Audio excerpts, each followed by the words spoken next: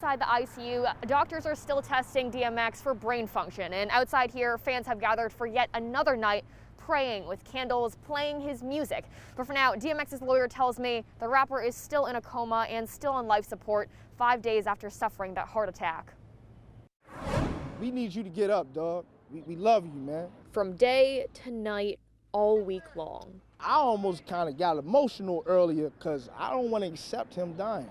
I really don't. He just turned 50 on December the 18th. Rick Ramey is standing guard at this memorial, watching over DMX, who's more than just a rapper to him. I felt like he raised me through his music because I never had a father. It has to be more. It has to be more. It has to be more. Kiko Shakur has known DMX, then just Earl Simmons, since they were kids. And this is X and me. Shakur is hopeful as he waits for results from brain function tests done today. He tells us DMX's mom, fiance, and kids have been allowed to visit him in the hospital. I know his family is going through it, his kids is going through it. This community in Westchester sees DMX as a celebrity who still remembers his roots. They know him as a man who grew up in poverty in Yonkers, a man who still feeds local families on Thanksgiving and donates money to the Nepperhan Community Center where he played basketball as a kid. And I'm talking about people that's from the streets, the gutter, the hood, the projects, the inner city, whatever you want to call it. He shows love. So Karen, we're learning there's another tribute to DMX in Yonkers tomorrow. Ian, fans tell me that starting tomorrow night at 6, they'll be gathering in the Yonkers neighborhood where DMX grew up. That's Building 80 on School Street. And they say just like the event on Monday, it'll be part block party, part prayer vigil. A couple of weeks ago, Adventureland announced it was reopening on April 9th. I saw the news on Twitter and I was like, sweet. And then I was like, can I be the first one to ride Turbulence? And they were like, absolutely. And I was like, for real? And they were like, it's all you. And I was like, yes. But we need a favor from you. They just want me to read all the new rules that you have to follow.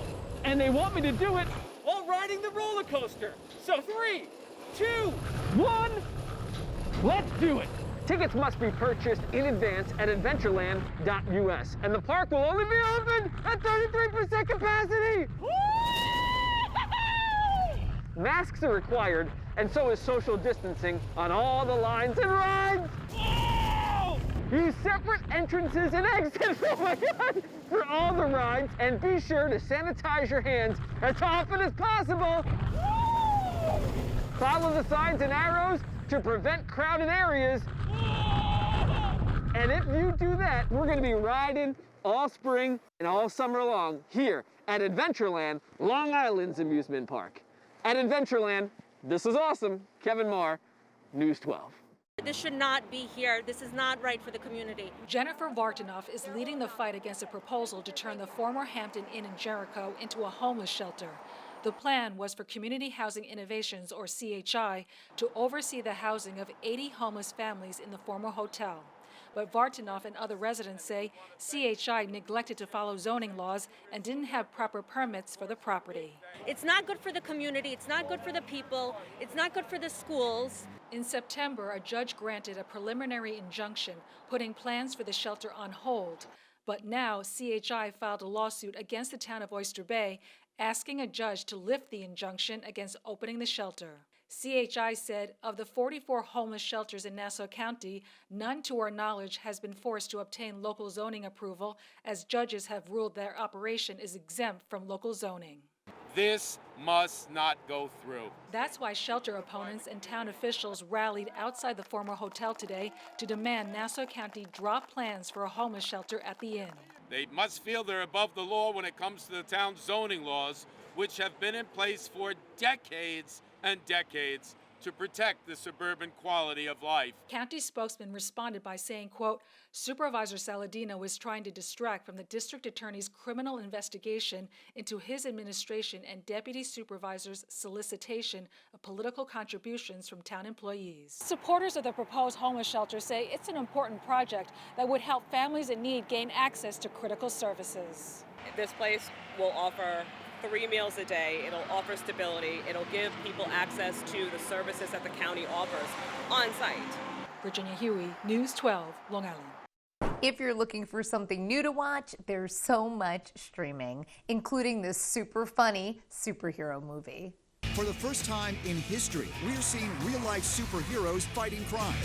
Octavia Spencer and Melissa McCarthy play a crime-fighting superhero duo in Thunder Force. The action comedy launches on Netflix tomorrow. Now to ladies with superpowers of different sorts in this new epic fantasy series. 3 years ago, everyone at the Touched woke up with a power. That's The Nevers. The supernatural thriller series set in Victorian London starts streaming Sunday on HBO Max. And this is a highly anticipated horror anthology series. You couldn't imagine a nicer place to live. Them explores terror in America. The first 10-part installment, Them Covenant, debuts tomorrow on Amazon Prime Video. And here's something to make you smile. It's an all-star tribute to a country music icon. Welcome to the Music Cares Person of the Year tribute to the incomparable Dolly Parton. The concert special, full of music honoring Dolly Parton, filmed in 2019, just started streaming on Netflix. Wrestling fans, there's a documentary about the infamous hardcore match between WWE Hall of Famers, Long Island's own Mick Foley, and Edge. I needed somebody to make me great that night. WWE Untold Edge vs. Foley WrestleMania 22 tells the full story behind one of the most dangerous matches in WrestleMania history. It's streaming Sunday on Peacock.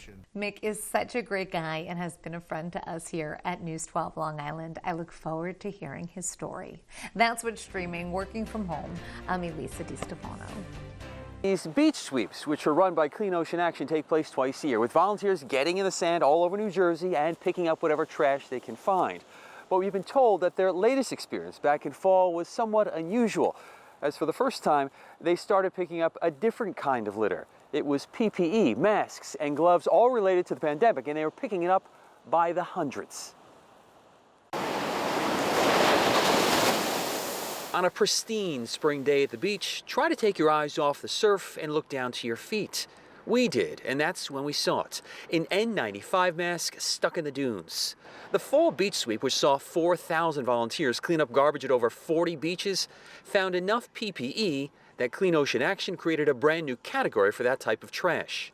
In total, the beach sweep pulled out over 1,000 pieces of virus-related trash, 680 face masks, 92 disposable wipes, and 341 items that were unspecified.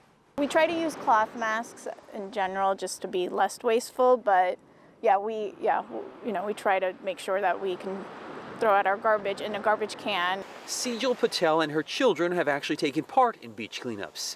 They've seen the plastic bottles and beer cans that make it onto the beach, and they're making an effort to use less of everything. It's just putting it in a garbage can or a recycling bin. If everyone did their part, it can make a big difference. Others who live close by referred to a familiar theme. I grew up here. I grew up on these beaches, so I never leave garbage behind.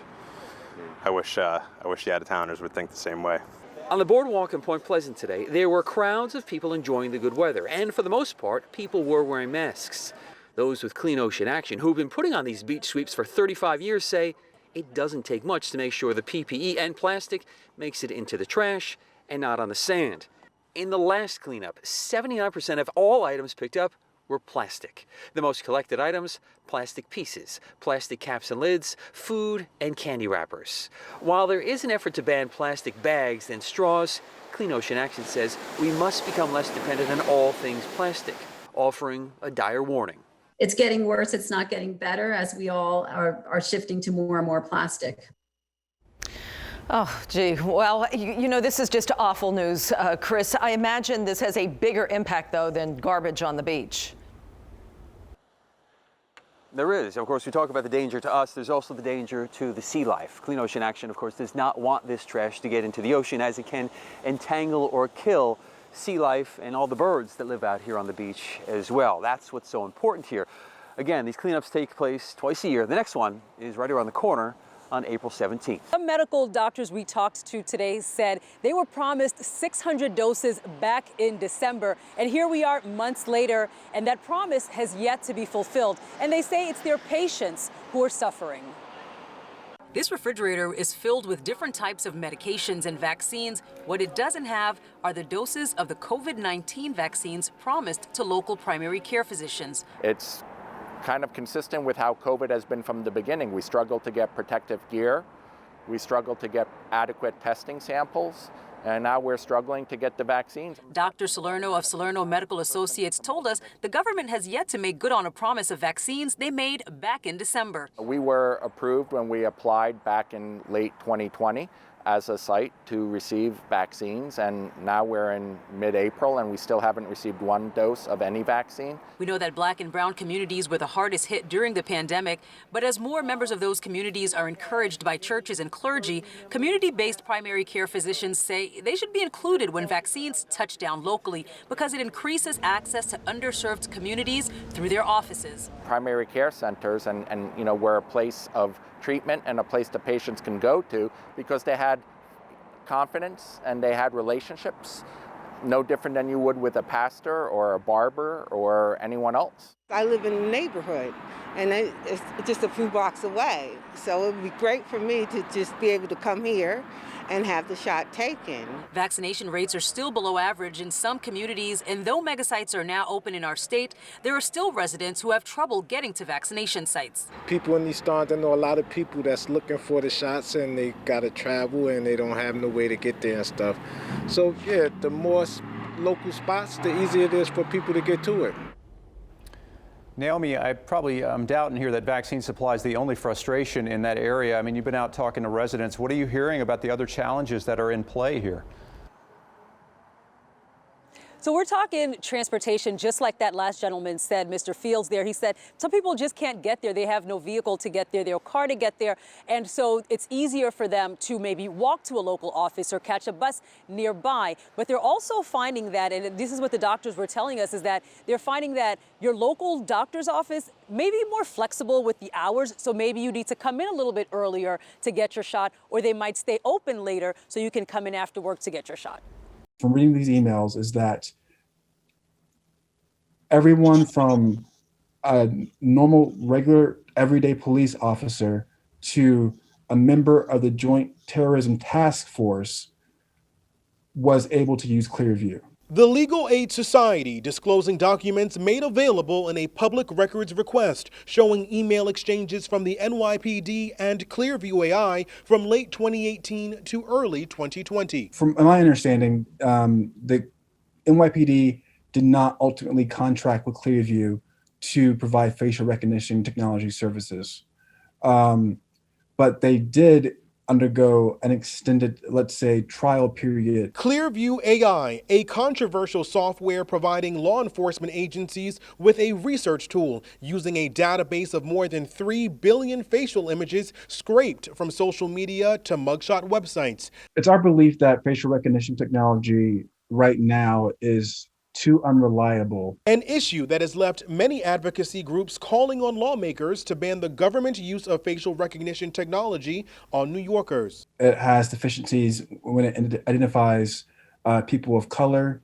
It has deficiencies when it identifies women. In these obtained records, members of the NYPD had access to the software by phone, and in this email, a member of the department praised the application used on current investigations. The fact that individuals employed by the facial identification section were actually trying out Clearview. For McCoy, he says facial recognition technology is simply flawed and hopes law enforcement agencies can solve cases using other methods. Thrives upon the untrammeled or unwarranted invasion of persons' images that they just find online. In Brooklyn, Phil Tate, News 12.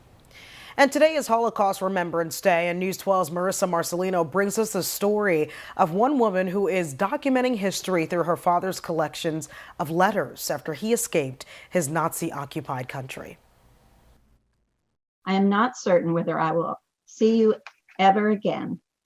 So I decided to write these lines as my goodbye to you. That's an excerpt from her grandfather's 1942 final goodbye letter to her father, Dr. Oswald Holzer, written approximately 1 month before he and his wife were taken to a death camp with a group of Jewish people and never returned. Over 400 letters, multi-page letters, most of them in Czech, written by 78 writers, different friends, relatives. Joni Holzer Sherm found the letters after her parents died. Her father, through his correspondence with people around the world, documented his escape from Czech to China and the tragedies suffered during World War II. You have to remind people what can happen in the worst of circumstances, which this was. Through her book series, she discovers her father's journey and family history and will share it with Manhattan College students today. Education, exposure, stories, narratives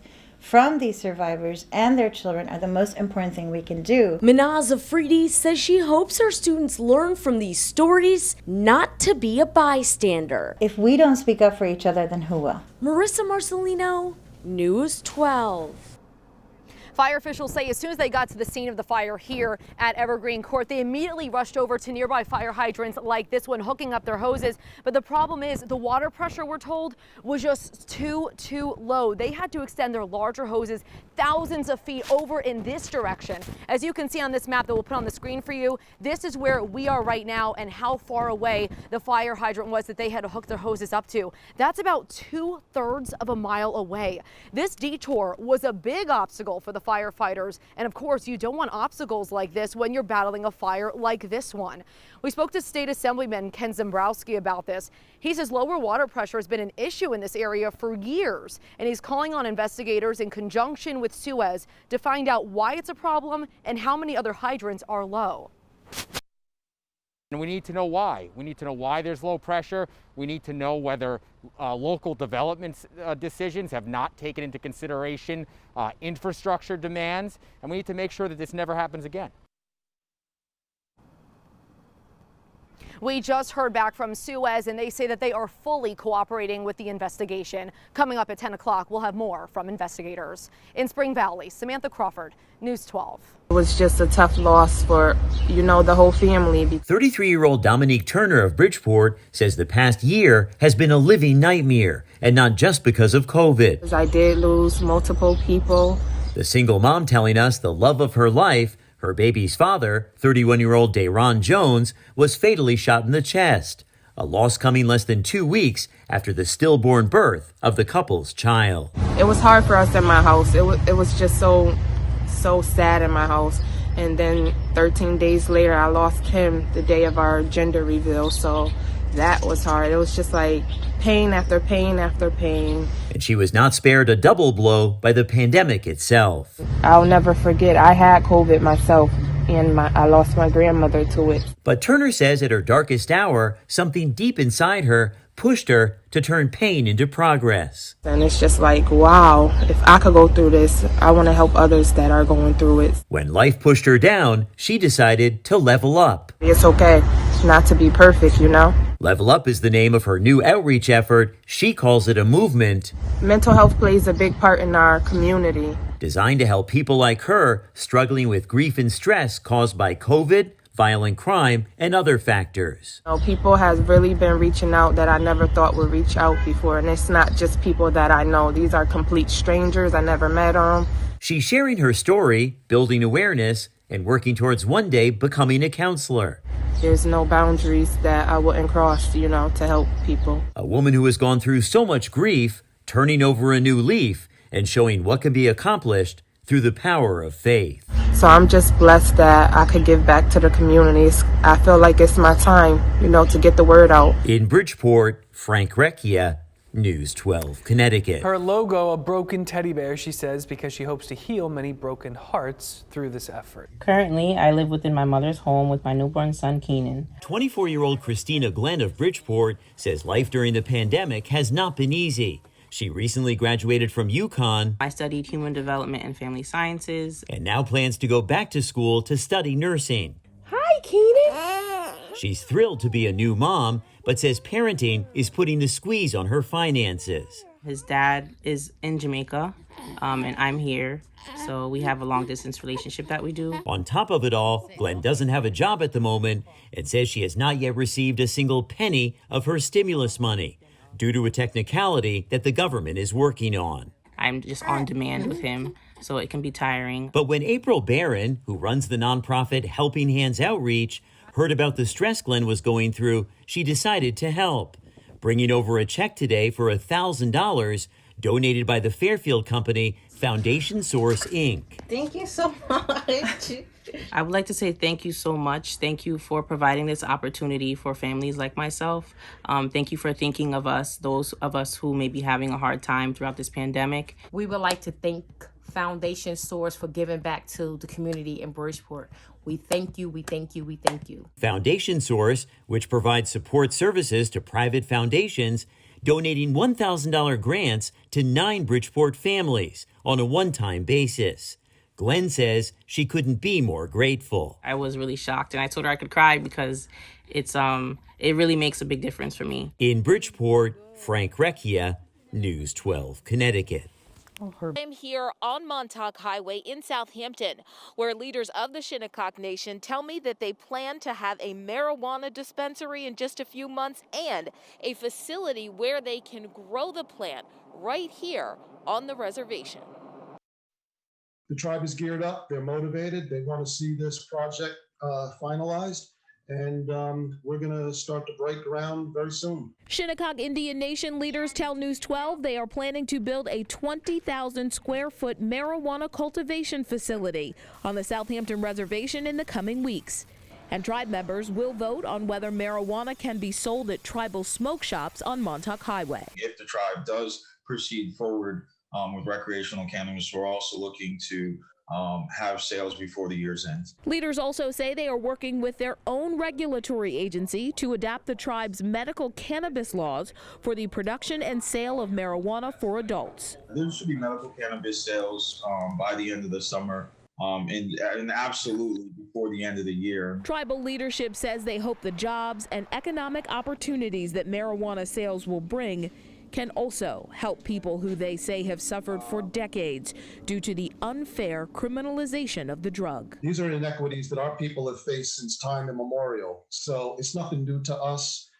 We've always had to fight upstream and to be considered equal partners at the table. People we spoke with at this supermarket in Suffolk say they support the Indian Nation's plan to get into the marijuana business. I don't think it's going to be a problem because people are using it anyway. No opinion, I don't care. Actually, if I wanted to use it, which was a little closer. So those residents seem to be in favor of it. But Tama, we know the town of Southampton has already sparred with Shinnecock leaders over the construction of those billboards along Sunrise Highway. So what's the town supervisor saying about this marijuana plan tonight? Well, Macy, we reached out to the Southampton town supervisor not long after passing those signs on the road, and he said that he expected that if recreational marijuana became legal here in New York, that it would be available on the reservation. So he is not surprised at how quickly they are taking action to be able to have it here. And tribal leaders also tell me that their laws and regulations will mirror those of New York State. They say they want to be responsible partners. In Southampton, I'm Tama Paulton, News 12, Long Island. Yeah, that new program that New York City Health and Hospitals is starting is called an Aftercare Program. The hopes is to connect people who are suffering long-term effects from COVID to resources that could help them overcome them, kind of like this COVID-19 Center of Excellence behind me here in Tremont.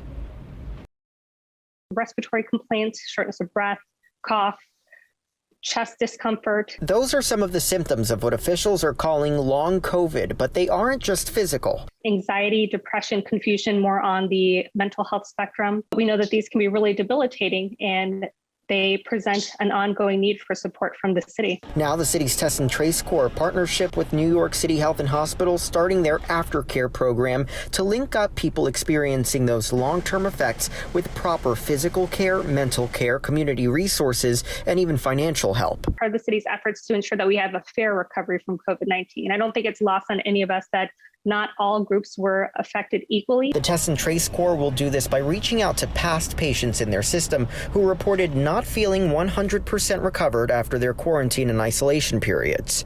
Are going to be receiving a text message from us as a way to start connecting with some of the resources that I mentioned before. And we're going to continue to reach out to people. So easy with that text communication too, Arnold. If you weren't necessarily a past patient, can you still reach out? Yeah, Jess, definitely. If you are suffering from long-term COVID effects, but you weren't a patient of this Test and Trace Corps, you still definitely can reach out to them online.